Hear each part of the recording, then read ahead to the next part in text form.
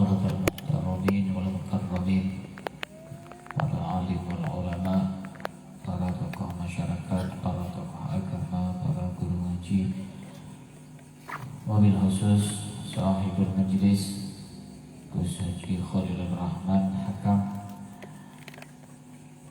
dan tidak lupa Sayyidul Habib Muhammad bin Syekh Abu Bakar Habib Zidan, dan para habaib-habaib yang lain, para asatid yang lain, jamaah muslimin muslimat yang dimuliakan oleh Allah Subhanahu wa ta'ala.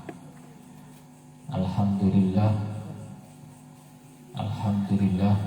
pada malam ini kita masih diberikan kesempatan oleh Allah sehingga bisa menghadiri majelis rutin birrul walidain dalam keadaan sehat walafiat. Kedua kalinya salawat serta salam semoga tetap kita curah limpahkan kepada junjungan kita, kepada pemimpin kita, kepada idola kita, kepada pemberi syafaat kita, yaitu Nabi Muhammad sallallahu alaihi wasallam.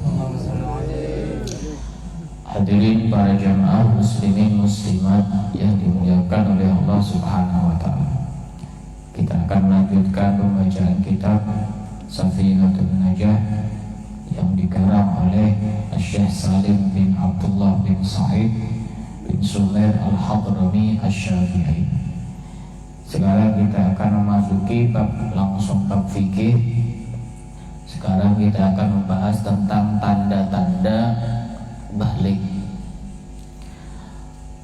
Orang Islam ketika dia sudah balik, itu tanda bahwa dia sudah diwajibkan melakukan apa yang sudah diperintahkan oleh Allah.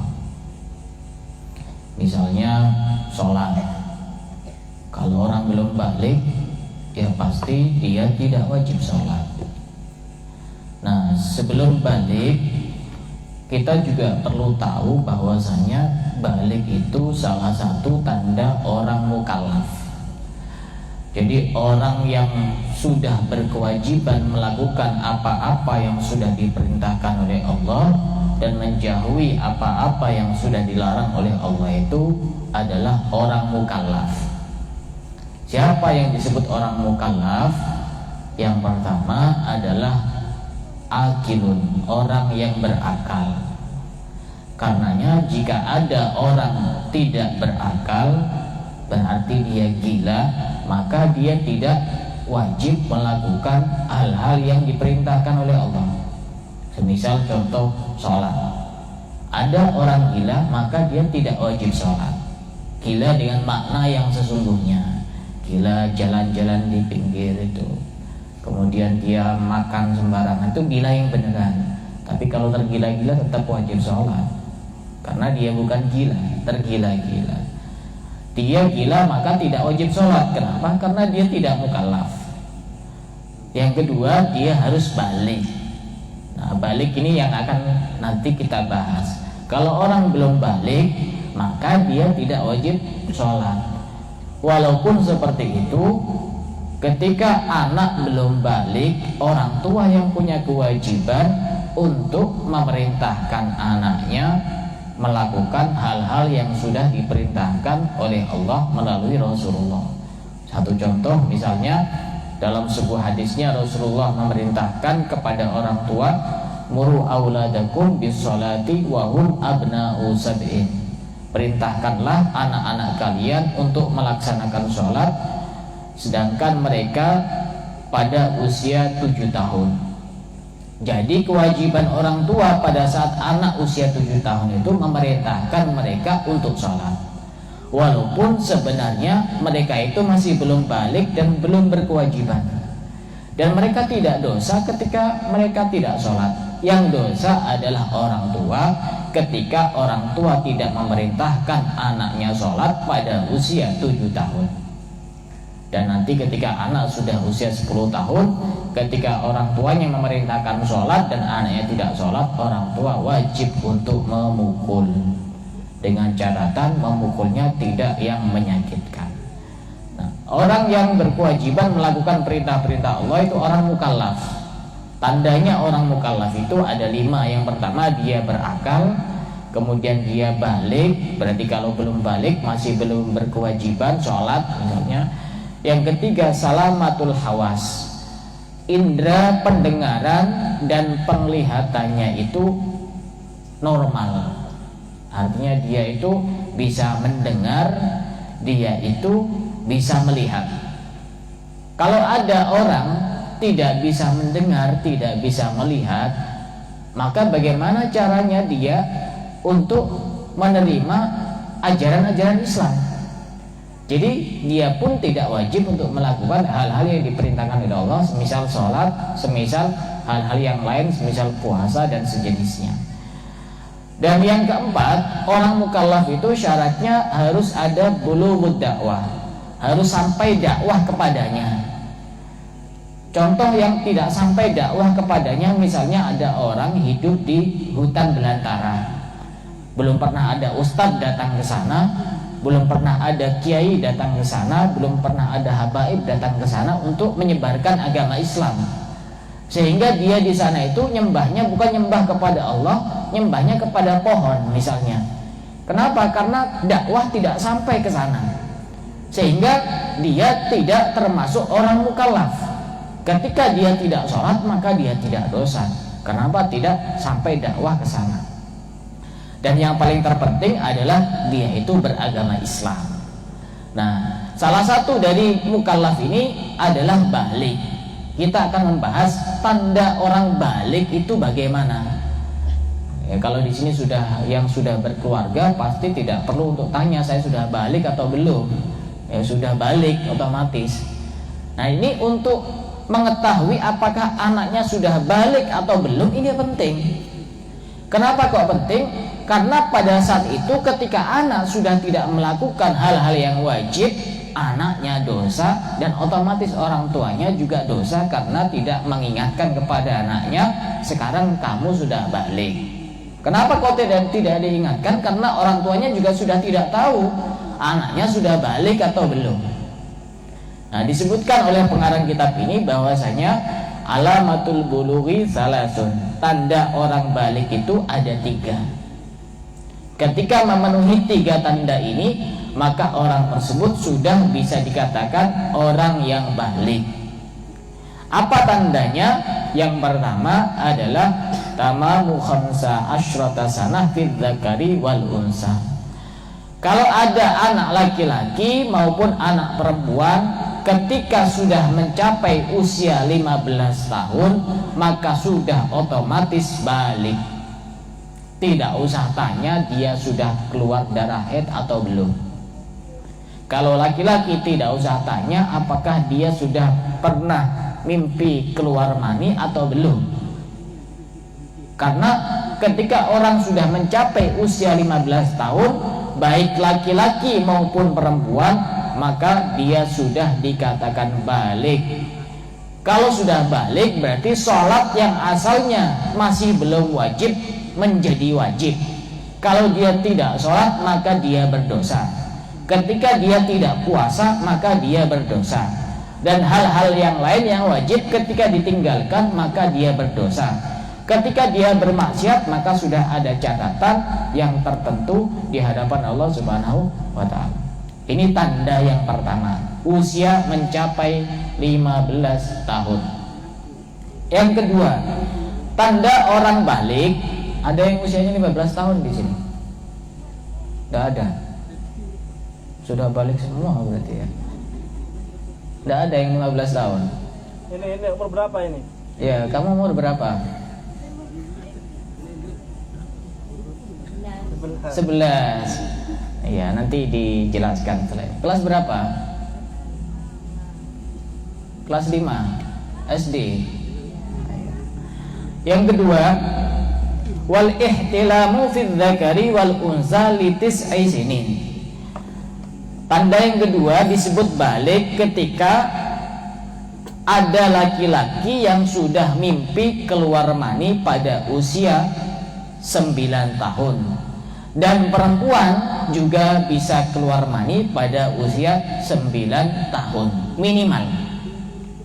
Jadi perlu ditanya itu nanti, sudah pernah keluar mani atau belum pada usia 9 tahun, baik laki-laki maupun perempuan. Laki dan perempuan sama-sama bisa keluar mani, sama-sama bisa keluar sperma. Hanya saja mungkin bentuknya itu beda antara laki-laki dan perempuan. Ketika laki-laki dan perempuan itu sudah keluar mani pada usia 9 tahun, maka dia sudah bisa dikatakan balik. Dia sudah bisa dikatakan balik, berarti dia sudah wajib sholat. Nah, tanda mani itu apa? Ini biar tahu. Ini adalah pembahasan yang mungkin agak sedikit jorok, tapi karena ini ilmu, ya wajib disampaikan. Biar tahu yang keluar ini apa.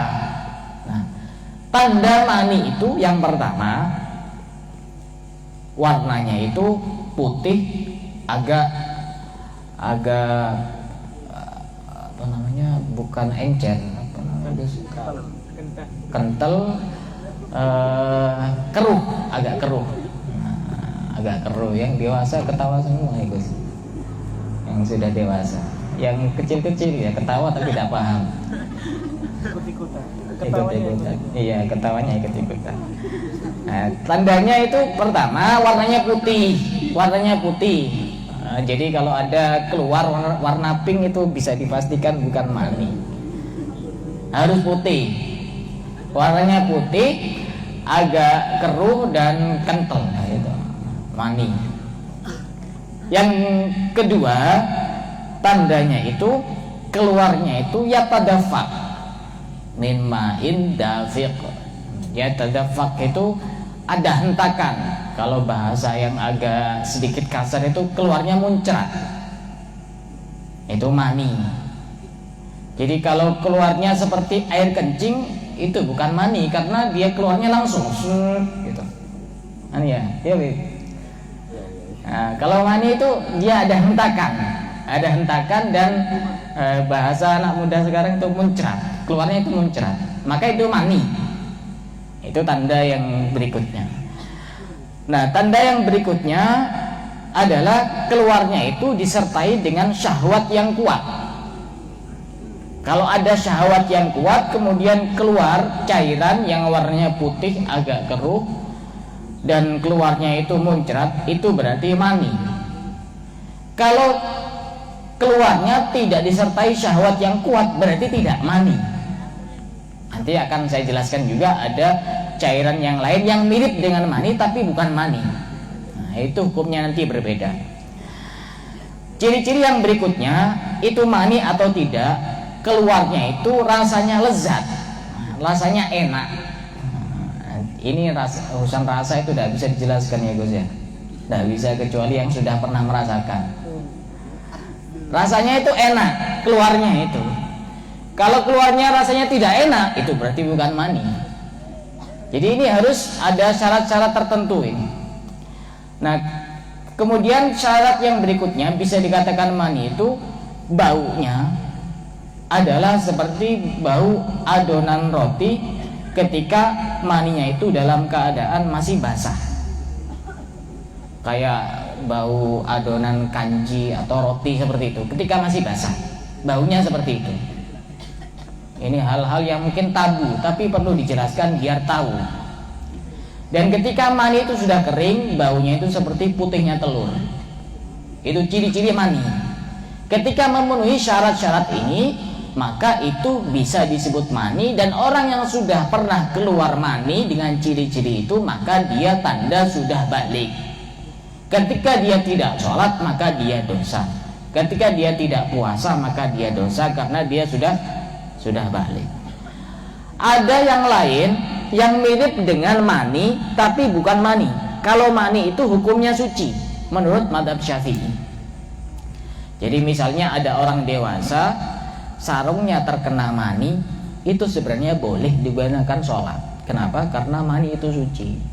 Cuma yang jadi pertanyaan, ya masa tega orang sholat pakai sarung yang ada maninya kan gitu. Tapi secara hukum itu mani itu hukumnya suci dalam mazhab Syafi'i. Hukumnya suci. Ada cairan yang lain yang mirip dengan mani tapi bukan mani. Namanya madhi. Mim zal ya, madhi. Apa bedanya mani dengan madhi? Kalau madhi itu adalah cairan putih yang agak encer. Keluarnya itu pada saat syahwatnya tidak begitu kuat.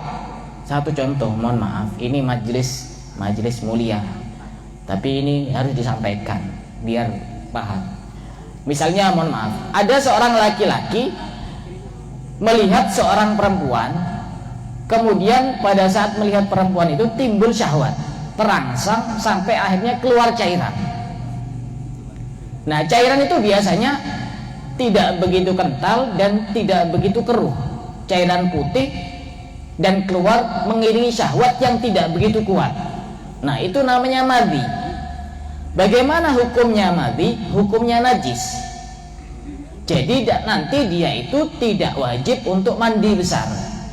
Cukup pakaian yang terkena madhi itu dibersihkan, disucikan, dan setelah itu ketika dia nanti sholat, ya cukup berwudu saja.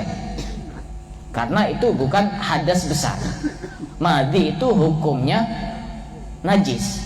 Kalau mani hukumnya suci. Ada cairan yang lain yang mirip dengan madhi dan mani, namanya wadi. Wawu dal ya, wadi. Apa itu wadi? Wadi itu adalah cairan putih yang agak keruh yang keluar setelah kencing. Biasanya kadang-kadang orang setelah kencing itu ada mungkin detik-detik terakhirnya itu mungkin dia sudah keluar kencing, sudah bersih, masih ada keluar lagi sedikit, tapi agak putih warnanya, agak keruh. Itu namanya wadi dan itu hukumnya najis. Atau kadang-kadang keluar pada saat orang mengangkat beban-beban berat, ngangkat beras, ngangkat semen, ngangkat beban, yang penting beban, bukan beban kehidupan. Kalau beban kehidupan tidak mungkin keluar seperti itu, karena itu memang berat, ya, harus lari dari kenyataan hidup. Nah, itu beberapa hal yang mirip tapi hukumnya berbeda. Ada mani, itu hukumnya suci. Ada madhi, hukumnya najis. Ada wadi, hukumnya najis. Sehingga orang yang sudah keluar mani di usia 9 tahun, maka dia sudah dikatakan balik, baik laki-laki maupun perempuan. Dan tanda yang ketiga adalah wal haidu fil unsa litis izinin. Perempuan yang sudah mengeluarkan darah haid pada usia 9 tahun. Sudah keluar, Mbak? Sudah keluar darah haid? Belum? Oh sudah, berarti sudah balik, wajib sholat. Kalau belum, misalnya 9 tahun belum keluar darah haid, ditunggu 10 tahun. Masih belum keluar, 11 tahun. Masih belum keluar, 13, 14, 15 tahun. Masih belum keluar juga, otomatis balik sebab usia 15 tahun tidak bisa ditawar-tawar. Kalau misalnya keluarnya usia 11 tahun, berarti baliknya usia 11 tahun. Ini minimal keluar darah haid itu ketika usia 9 tahun. Maka ketika sudah memenuhi 3 tanda balik ini, maka dia sudah bisa dikatakan haid. Satu saja tanda sudah terpenuhi, maka dia sudah dikatakan balik dan sudah wajib melakukan hal-hal yang sudah diperintahkan oleh Allah, dan wajib untuk menjauhi hal-hal yang dilarang oleh Allah. Dan pada saat itu orang tua sudah wajib untuk ngasih pengertian kepada anaknya. Sekarang sudah ada catatan khusus, sudah ada buku catatan khusus yang dimana malaikat sudah mulai bertugas untuk mencatat apapun yang dilakukan oleh anaknya. Dan ini insya Allah akan kita lanjutkan pembahasan yang berikutnya tentang istinja. Istinja itu cebok dari buang air kecil maupun buang air besar, yang insya Allah akan kita bahas pada pembahasan yang selanjutnya. Kira-kira ada pertanyaan atau utarakan yang harus harus ditanyakan ke saya masih Masjid Bu Sofi ngereng angkat tangan terlebih dahulu. Nabi punya pertanyaan. Sebelum Nabi sobong, suruh tanya dulu, Bos. Nabi sobong, kuda saya marangin pertanyaan. Sekarang berdenten dari keterangan Saya tak paham, Sofi, saya tak jelas. orang paham, orang jelas, ngerengnya taren. Tanya.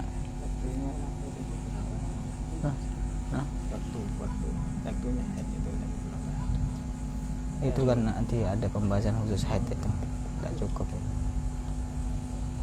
Silakan yang mau tanya. Ya, mau tanya. Oh. Suka ditanya itu, tidak mau tanya. Sobong, Simon sobong, kuda saya marangin pertanyaan. Pertanyaan pertama, apa itu mukallaf? Apa itu mukallaf? Baik, sebisa para tim hafteran tak apa.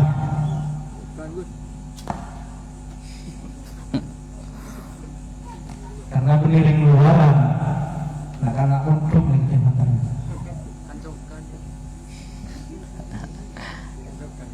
Terus kakak beda apa?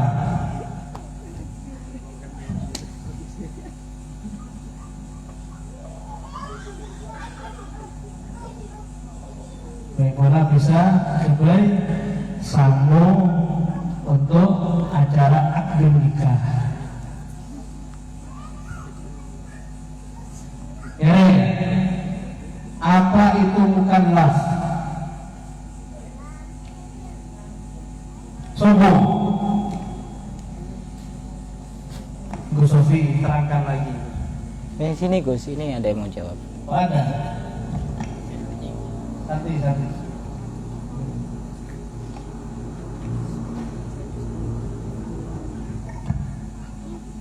Oper sih.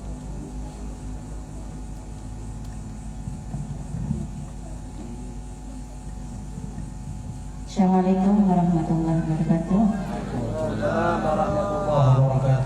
Menurut keterangan Ustaz Sofi barusan, mukallaf itu adalah orang yang berakal pertama. Yang kedua beliau, yang ketiga mempunyai indera pendengar dan bisa juga melihat. Yang keempat sampai dakwahnya, atau ada guru atau kiai yang sampai dekat itu sehingga orang tersebut bisa beragama Islam dan bisa menyembah Allah. Sekian dari kami. Assalamualaikum warahmatullahi wabarakatuh. Waalaikumsalam. Tapi itu lebih tepatnya jawaban untuk pertanyaan yang kedua menurut saya. Jadi apa mungkin bisa jelaskan mukallaf filosofi? Mukallaf itu tadi ciri-ciri orang mukallaf. Jadi mukallaf itu orang yang sudah berkewajiban melakukan hal-hal yang sudah diperintahkan oleh Allah dan menjauhi hal-hal yang sudah dilarang oleh Allah. Itu tadi ciri-cirinya ada 5 tadi itu. Balik, berakal, kemudian indera pendengaran dan penglihatannya itu normal, kemudian sampai dakwah kepada dia dan dia beragama Islam. Itu namanya mukallaf. Itu. Ya, jadi saya tambahkan, ya mukallaf itu orang yang dituntut untuk apa? Mengerjakan perintah-perintahnya Allah Subhanahu wa Ta'ala. Ini mu'allaf, lain boleh gitu. Mu'allaf, mukallaf, lain bisa. Iya. Jangan sampai salah kaprah, jangan sampai salah paham. Nah, jawaban dari Ibu kelak Aisyah untuk pertanyaan saya nomor 2. Kenapa nggak tahu apa saja yang menyebabkan dia itu mukallaf. Apa saja yang dia itu menyebabkan dia itu dipaksa untuk mengerjakan apa-apa yang diperintahkan oleh Allah Subhanahu wa taala. Apa penyebabnya dia itu dapat taklif? Nah, jawabannya itu tadi. Tikus nih. Ya, tapi Tepuk tangan. Jelas lagi. Apa yang pertama? balik. Balik. Yang kedua, berakal. Yang ketiga, yang keempat, yang terakhir. Ya. Jadi karena malam ini adalah malam spesial, kita Santi hari ini. Sallallahu Nabi Muhammad. Pertanyaan yang kedua, harusnya itu tadi pertama. Yang kedua, siapakah aku? Warnaku putih kekuning-kuningan, alias keruh.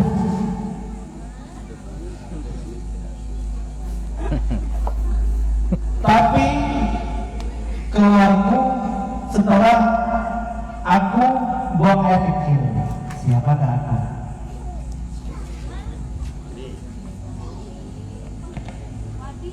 Sarah. Oh. Badar. Angkat tangan dulu baru jawab. Burung. Jangan jawabnya yang satu kata, Gus. Kalau gitu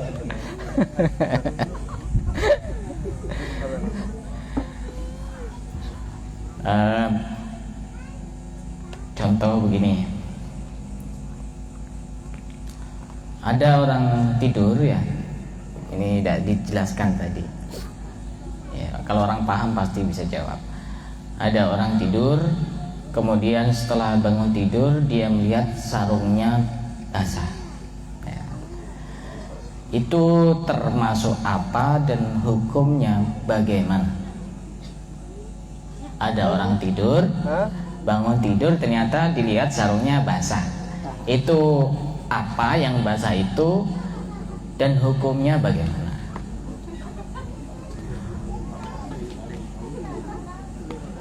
Ayo. Itu Gus.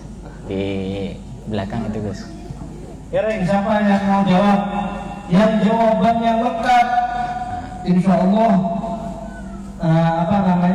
itu jawaban paling benar. Itu jawaban paling benar. Ngereng, Sarah. Karena pertanyaannya sangat umum. Ngereng ya paling akib Santi ke beliaunya yang dari Timur Loke. Berleste. Dari Sleteng. Assalamualaikum warahmatullahi wabarakatuh. Waalaikumsalam. Saya Nama saya Samiri dari Sleteng. Samiri. Mati hukumnya najis. Sekian dari saya. Assalamualaikum warahmatullahi wabarakatuh. Waalaikumsalam warahmatullahi wabarakatuh. Tepuk tangan. Ya, beliau sudah berusaha menjawab, walaupun jawabannya juga saya masih bingung. Tapi alhamdulillah saya patut apresiasi karena beliau sudah istiqomah hadir dan juga mau mengikuti pertanyaan-pertanyaan yang saya tanyakan. Mungkin ada yang lebih lengkap lagi keterangannya, lebih spesifik jawabannya, yang sekiranya jawabannya itu tidak hanya satu, karena pertanyaannya ini sangat umum sekali. Ada orang tidur Tidur. Terus bangun tidur dilihat sarungnya basah. Nah itu apa dan hukumnya bagaimana? Kan bisa saja itu air teh ya yang tumpah, bisa saja air seni keluar ya. Nah mereka harus dijelaskan dengan apa? Dengan jawaban yang telah diterangkan saran Bu Sofi yang mendekati sempurna. Insya Allah dia yang benar jawabannya. Ngereng, siapa? Yang mau mencoba, ngereng.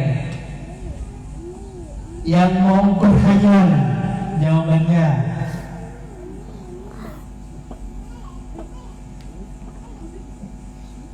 Sobu, masa tuh kalaku,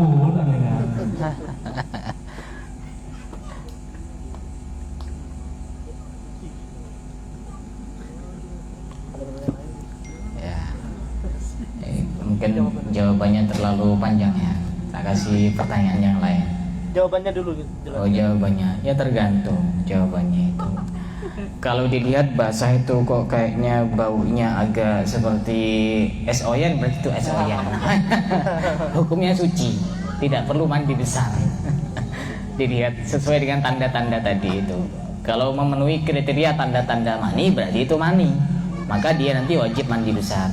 Ketika memenuhi tanda-tanda madi, maka itu hukumnya najis. Dia tidak perlu untuk mandi besar, cukup dibersihkan yang najis itu. Setelah itu dia bisa sholat dengan pakai sarung itu. Kalau dia wadi, ya sesuai dengan ciri-cirinya masing-masing.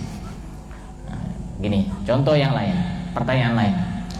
Ada laki-laki yang salaman dengan perempuan.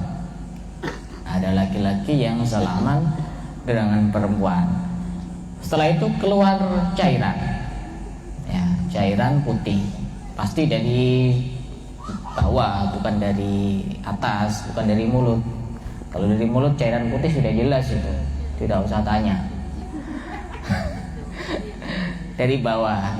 Itu pertanyaannya, yang pertama, apa cairan itu yang keluar? Yang kedua, apa yang harus dilakukan? Nah, gampang ini. Ada laki-laki salaman sama perempuan, kemudian keluar cairan putih dari bawah itu. Cairan putih itu apa namanya? Terus apa yang wajib dilakukan bagi laki-laki itu? Yang harus dilakukan apa? Gus. Jawabannya adalah wazi, hukumnya najis. Yang Hukumnya harus najis. dilakukan harus membersihkan wazi tersebut. Mensucikan.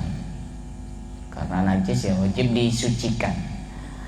Yang betul itu bukan pakai zal, tapi pakai dal. Ya tapi tidak apa-apa, sudah bagus. Kenapa kok disebut wadi? Karena kemungkinan itu keluarnya memang syahwat, tapi syahwatnya tidak kuat, sehingga itu bukan mani. Jadi semisal melihat, misalkan gambar-gambar seksi atau apa, kemudian keluar cairan, itu kemungkinan bukan mani, karena syahwatnya tidak kuat. Itu namanya wadi, dan itu hukumnya najis. Hukumnya najis. Betul, Gus. Betul. Iya, betul. Oh, kasih tepuk tangan.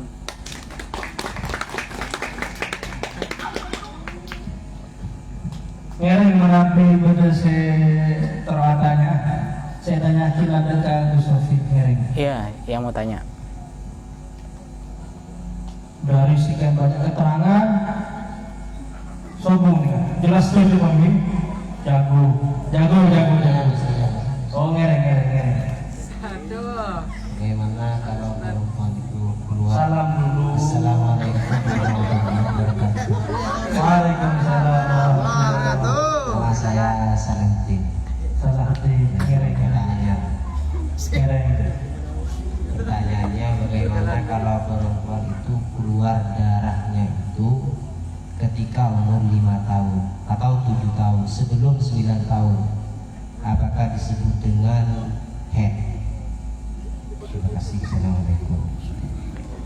usia minimal haid itu 9 tahun. Jadi ketika keluar sebelum 9 tahun, ya minimal kurang sedikit, minimal kurang sekitar 15 hari itu sudah bisa disebut haid. Tapi kalau misalkan umur 8 tahun, 7 tahun atau kurang dari itu masih belum bisa disebut haid. Nah, maksudnya gini, khawatir di dalam suatu daerah itu atau anak tersebut sering berkumpul dengan orang dewasa sehingga memang itu darah haid. Bukan, ini sudah aturan mazhab Syafi'i bahwa minimal usia wanita mengeluarkan darah haid itu usianya 9 tahun atau kurang sedikit. Kurang sedikit itu kira-kira 15 hari 15 malam. Itu sudah batas minimal. Sebelum itu tidak bisa disebut darah haid. Tidak tahu lagi kalau menurut mazhab yang lain. Meskipun darahnya itu sama dengan darah haid. Iya. Meskipun darahnya, ciri-cirinya sama dengan ciri-ciri darah. Ini masih belum dibahas tentang bab haid karena memang nanti ada pembahasan khusus yang cukup panjang. Jadi ini cukup dijelaskan tentang kalau orang Bukan sudah yang laki-laki cuman. bukan yang darah haid itu artinya usia 9 tahun itu kemungkinan besar itu keluar darah haid. Cuma nanti ada ciri-ciri khusus dan berapa lama orang keluar darah haid, ketika ciri-cirinya seperti ini apakah darah haid apakah dari istihadah, nanti ada pembahasan khusus, ada babnya khusus. Tidak dibahas sekarang. Begitu. Karena kan itu termasuk tanda-tanda balik juga. Iya, tapi kan harus memenuhi kriteria itu. Dia kan masih belum usia 9 tahun. Tidak, yang dikhawatirkan ada perempuan seperti itu. Tidak usah khawatir.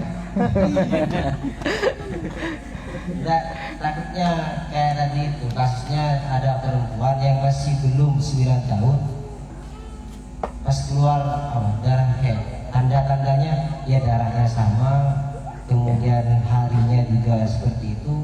Ya sama lah dengan perempuan yang sudah umur 10 atau 12. Sebatas yang saya ketahui minimal perempuan keluar darah itu ya 9 tahun itu atau kurang sedikit. Gitu. Terima kasih. Sama-sama tak nyimak berarti ya Allah. Kan jelas ya, orang-orang yang kena apa, yang dikenang, yang dihukumi mukallaf apa saja itu ada 5 ya.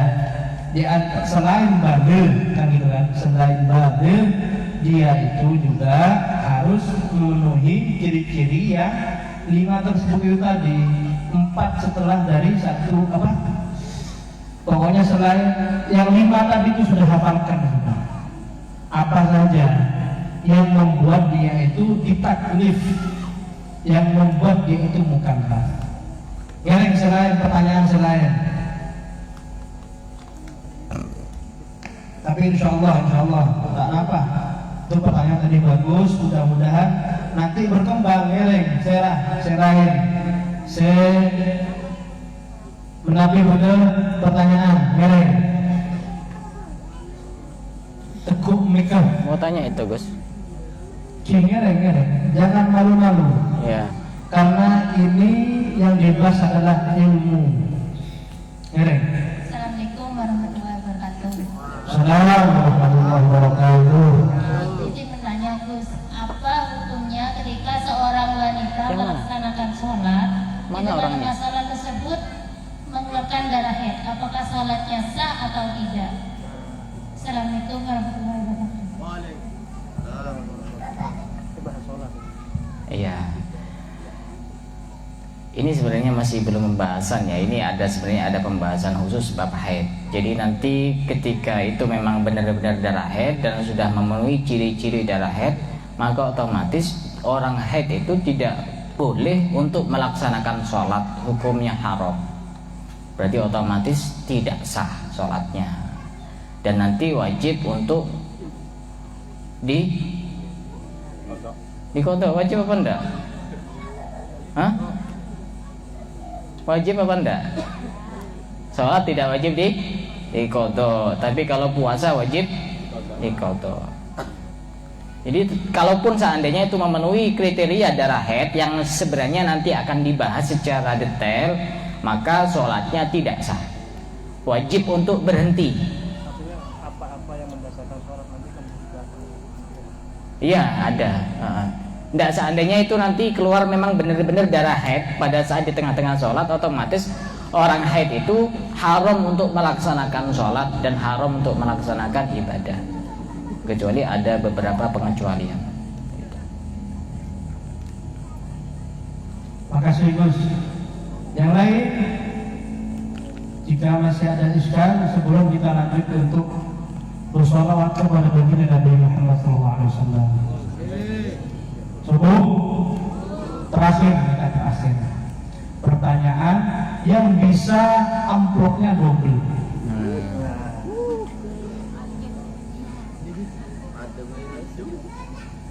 Terakhir mereka, karena ini malam istimewa. Warnaku putih. Kalau dikocok keluar. Warnaku putih. Jikalau dikocok keluar. Siapakah? Ini keluar dari pembahasan, keluar dari ilmu. Tapi yang bisa menjawab amplopnya double dan tunaikan. Presiden suruh jawab.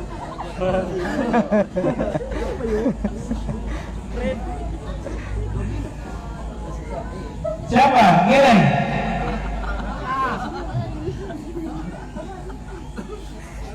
Kamu? Aja boleh. Apa jawabannya? Jawabannya adalah Salah. Saya setuju. Ya.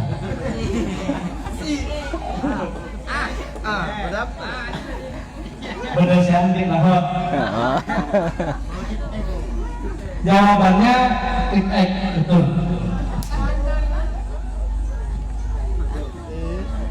Karena banyak jawabannya itu. Ada lagi apa? Apa? Ya kita.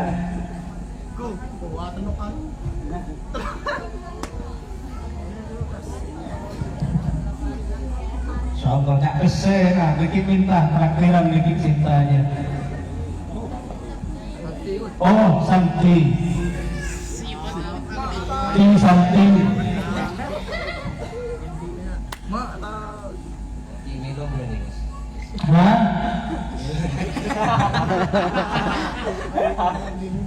Ambak berat lagi. Ambak berat. Karena memperjuangkan jawabannya Mbak Sita. Nah, coba di ngiring kita bersalawat dan baginda Nabi terus kita akhirnya betul khusyuk. Tarik sami-sami semangat dalam bersalawat. Mudah-mudahan niat bersalawat yang entah para bokat para sarang kajian seperti orang si bunga yang punya bunga anak